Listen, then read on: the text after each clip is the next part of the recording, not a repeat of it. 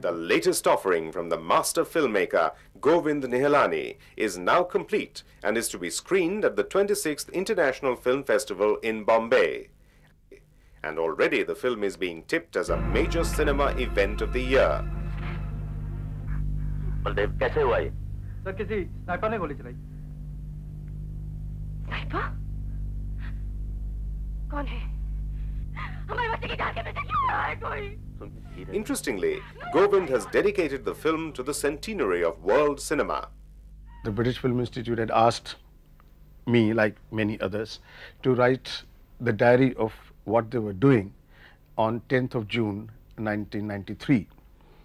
And I said, on this day, if we are to celebrate the centenary of world cinema, I'm not sitting and doing nothing. So I decided to start a film, the script of which I had written 4 years ago, which was Drohkaal.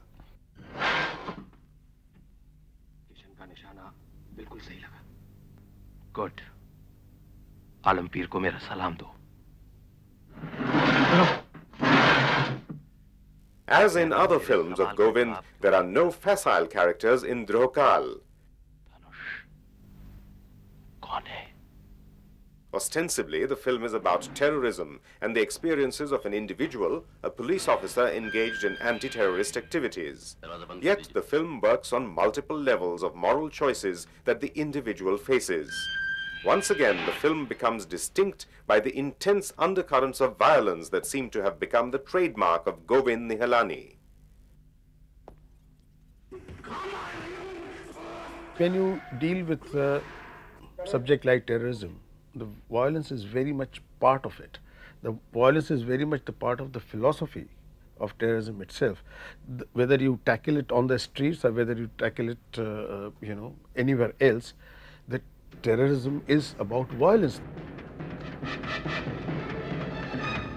As the film delineates a gripping story, it bespeaks of an influence of the crime thriller, the terrorist and the cops chasing them.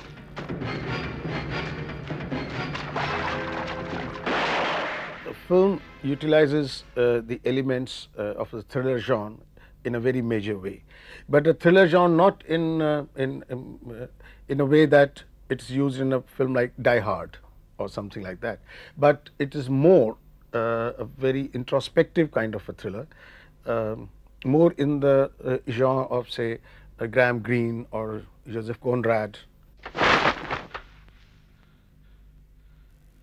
The theme of terrorism could have all the ingredients of a masala potboiler, but in the deft hands of the director, Drohkaal becomes a document on human emotions involved in the turn of events, borne out by meticulous research. For Govind, the theme itself was the response to the stimulus around him, the terrorist violence that threatens the very fabric of society. Most of my scripts have been inspired or are a result of my response to the reality around me. So is Drohkaal, which is it's my response to the terrorist situation. But I also became aware of one fact once I started a bit of research on the terrorism, that it is a very complex and a very difficult subject, and it's not easy to put everything into one script. So I decided to concentrate not on the phenomenon of terrorism as such, or about its development and all that, but I decided to see what it can do to a human being. With Drohkaal, Govind returns to his old favorites, Om Puri and Nasiruddin Shah. However, besides the two, there are three newcomers who have been given major breaks, as Govind, aided by his uncanny ability to cast the right faces in the right roles, creates an ambience and peoples them with authentic characters. In fact, in this film, it was like, getting the whole team back, and it was a great feeling.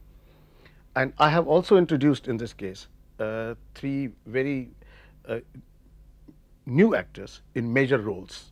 One of them is Milind Gunaji, the other one is Vineet Kumar, and of course, Ashish Vidyarthi, who plays the main antagonist, Bhadra, the terrorist in this film. Absolutely brilliant performances.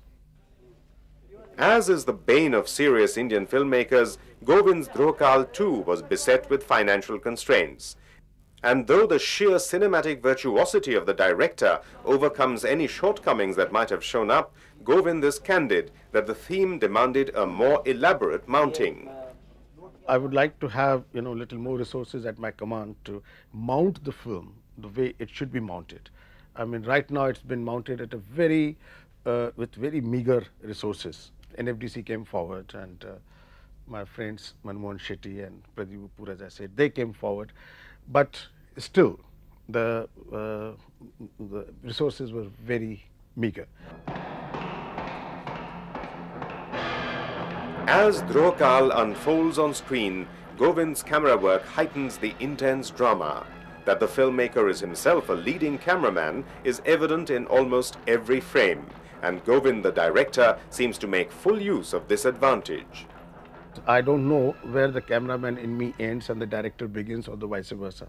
It has become one integrated process. I got to light up, I got to set the camera, I got to rehearse the actors, talk to actors, set the scene. It's all become a one process. So for me, there's hardly any kind of demarcation.